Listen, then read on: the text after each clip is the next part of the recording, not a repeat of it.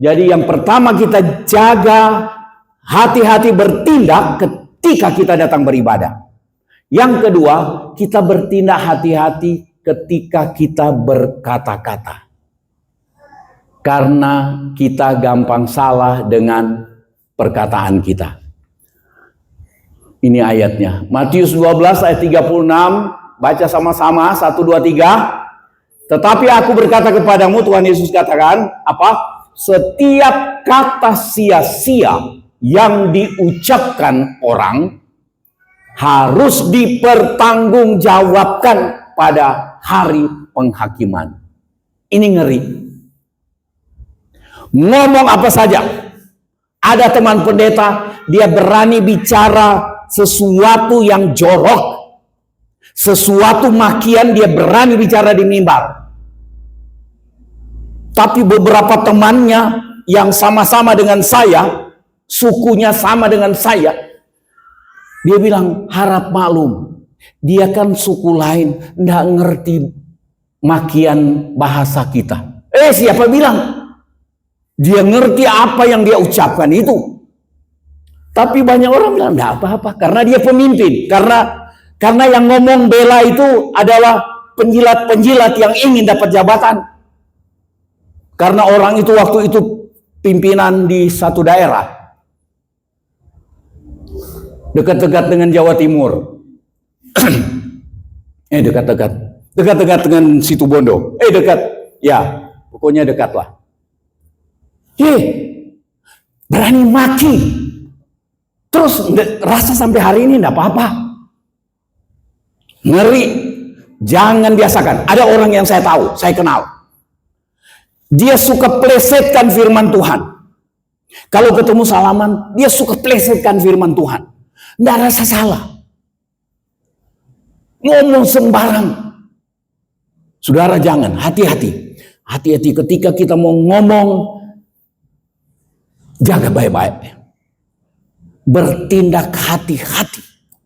Sebelum kita bicara hati-hati. Amin.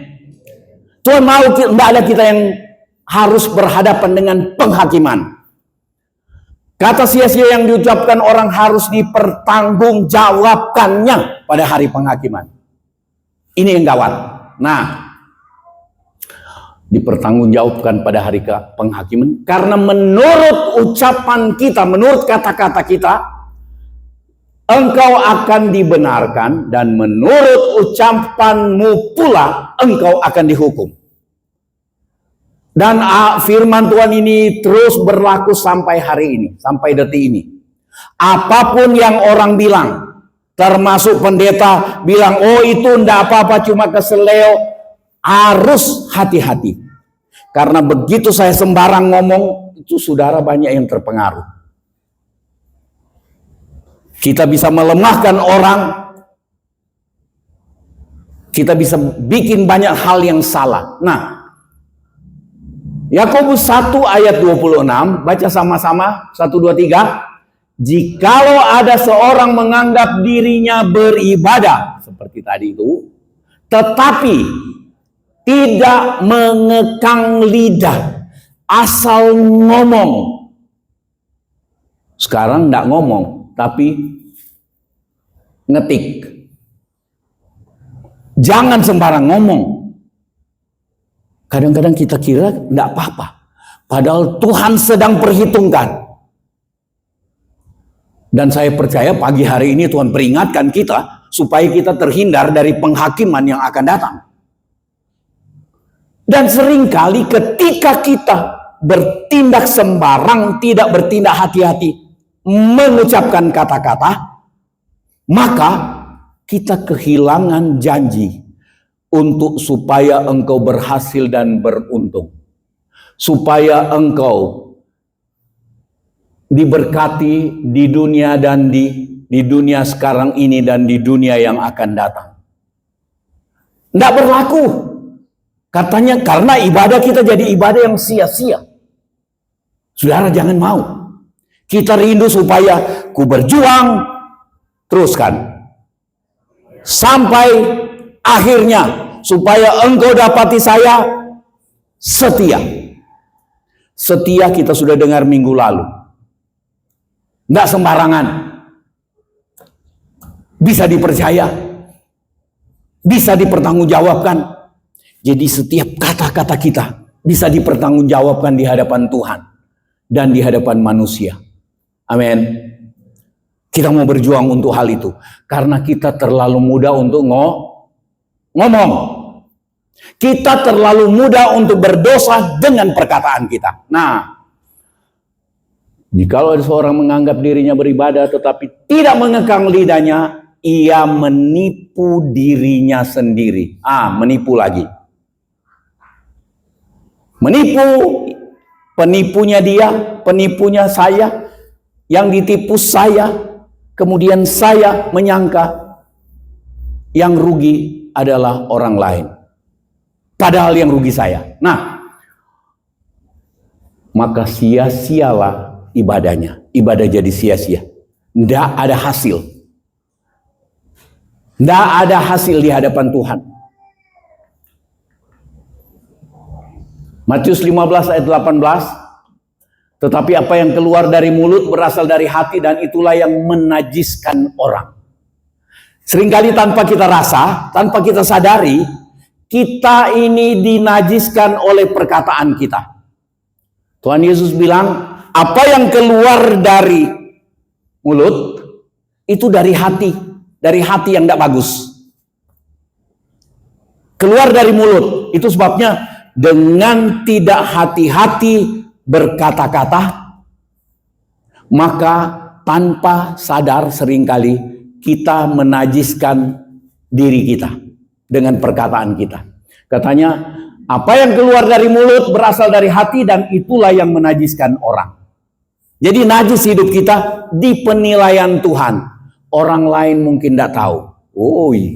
Orang paling dekat dengan kita juga mungkin tidak tahu. Tapi ketika kita tidak berhati-hati mengucapkan perkataan, di hadapan Tuhan kita jadi najis. Dinajiskan oleh perkataan yang kita ucapkan.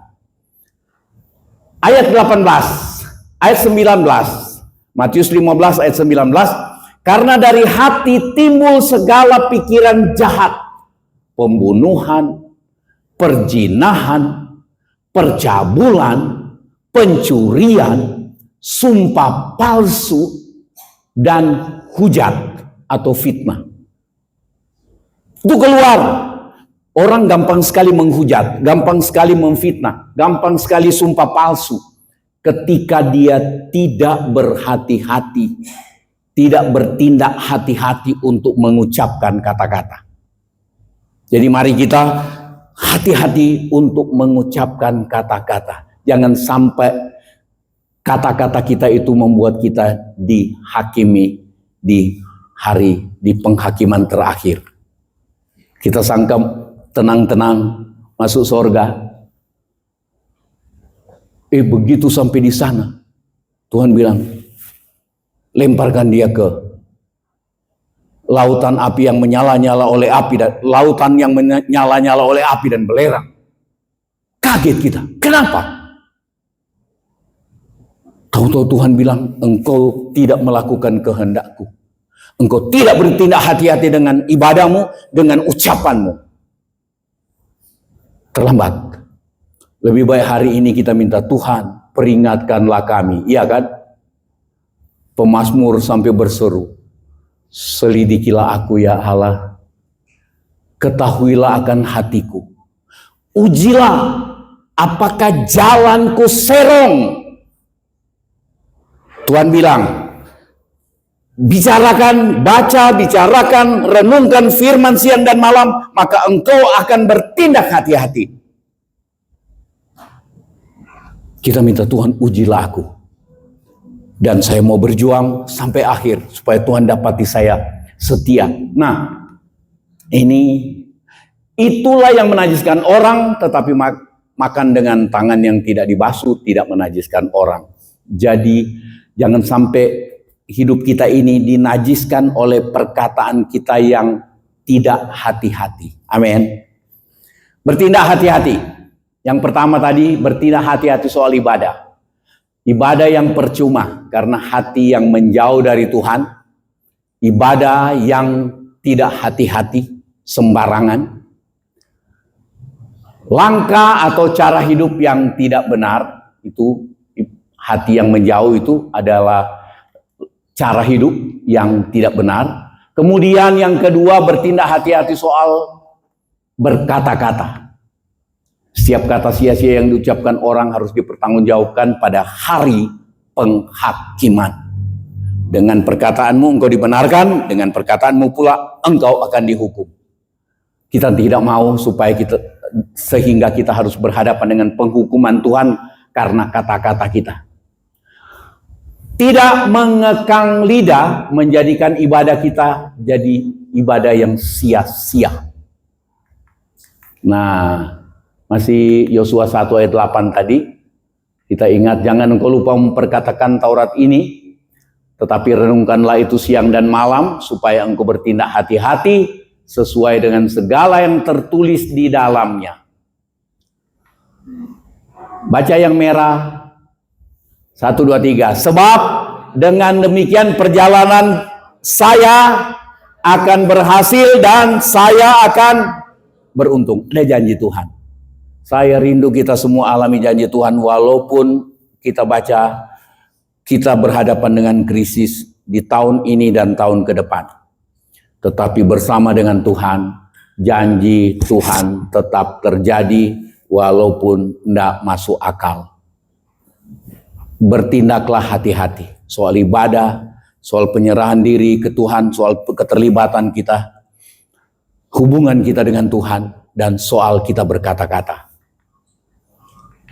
Iya, bertindak hati-hati, caranya membaca, membicarakan firman Tuhan, merenungkan siang dan malam, dan melakukannya, dan akibatnya kita alami keberhasilan dan keberuntungan, dan berguna untuk hidup sekarang dan hidup yang kekal.